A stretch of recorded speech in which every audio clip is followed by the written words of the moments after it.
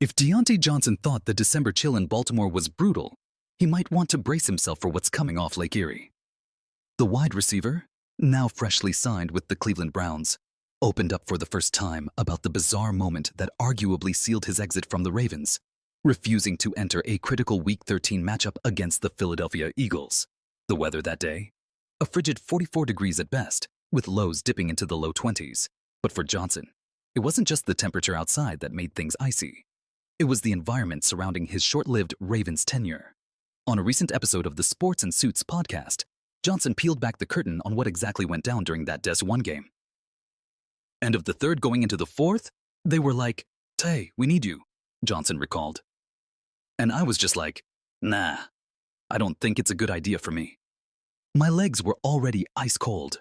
I didn't want to go out there and put bad stuff on film. That's how dudes get hurt, trying to be a hero. It was a shocking revelation from a player who just months earlier had been seen as a valuable midseason pickup for a Ravens squad in the thick of a playoff chase. Acquired from the Carolina Panthers at the trade deadline, Johnson was expected to bring veteran presence and versatility to Baltimore's receiving corps. Instead, what unfolded was a brief and turbulent stay. The Ravens responded to his refusal to take the field by suspending him for the following game. By mid-December, Johnson's stint in Baltimore was already over. The team released him outright, opting to cut ties with a player who had become more liability than asset. But the roller coaster didn't stop there. Just days after being waived, Johnson was scooped up by the Houston Texans, a team that was already making noise with its young core and eyeing postseason success. Yet even that fresh start quickly soured. Johnson appeared in just 2 games for Houston before, in his own words, he checked out mentally. They were going young, Johnson explained on the podcast. I could see it. I wasn't part of that plan. And once you feel that, it's hard to stay locked in. The frustration boiled over after Houston's playoff win over the Chargers. Multiple reports indicated that Johnson became visibly upset in the locker room over his reduced role and had to be calmed down by teammates. The Texans had seen enough. Johnson was cut again, his 3rd team in 1 season. It was a stunning fall from grace for a receiver who had once led the Steelers in receptions and was regarded as one of the NFL's most elusive route runners. After an offseason full of soul-searching, Johnson finally found another chance in April, signing a 1-year, $1.7 million prove-it deal with the Cleveland Browns. But if cold was a concern in Baltimore, Cleveland might not offer much comfort. According to the National Weather Service, the average temperature in Cleveland during December hovers around 34 degrees, with winds off Lake Erie that can make game day feel downright Arctic. Now the question becomes whether Johnson is ready to face more than just the weather. The Browns aren't looking for passengers.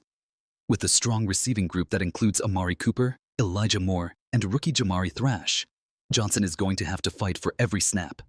And there's zero tolerance for drama. For Cleveland, the hope is that Johnson can find stability, focus, and consistency, not just with his play on the field, but in the mindset he brings to the locker room. For Johnson, the opportunity is clear. He's only 28, still in his prime, and has shown in past seasons the ability to be a game-changer in space. But after a 2024 campaign that saw him bounce between 3 franchises and make more headlines off the field than on it, the margin for error has evaporated. What's also clear is that Johnson's explanation, while honest, will raise eyebrows around the league.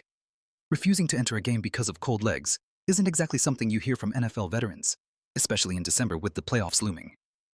But in an era where mental health, physical self-preservation, and player empowerment are increasingly part of the conversation, Johnson's candidness does offer a glimpse into the grind these athletes face week in and week out. Still, when it comes to accountability and team culture, many coaches will see his Ravens exit as a massive red flag. The Browns are rolling the dice, and Johnson, he's got everything to prove. Whether it's battling the biting Cleveland winds or climbing his way back into a starting role, the next few months could define the rest of his NFL career. For now, all eyes will be on the shores of Lake Erie. Because if Diontae Johnson wants to resurrect his career, he'll have to prove he can perform in the cold, literally and metaphorically.